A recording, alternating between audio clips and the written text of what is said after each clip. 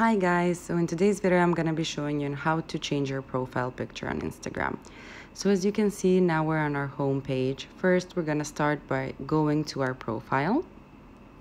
After we're there, we're going to select edit profile. Now we're going to click on change profile photo.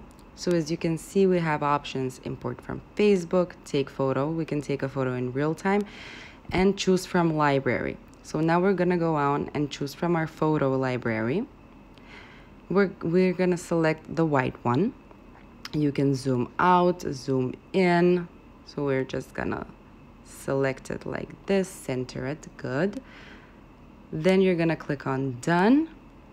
And when you're done with all of that, you're gonna click on done again so you can save the changes.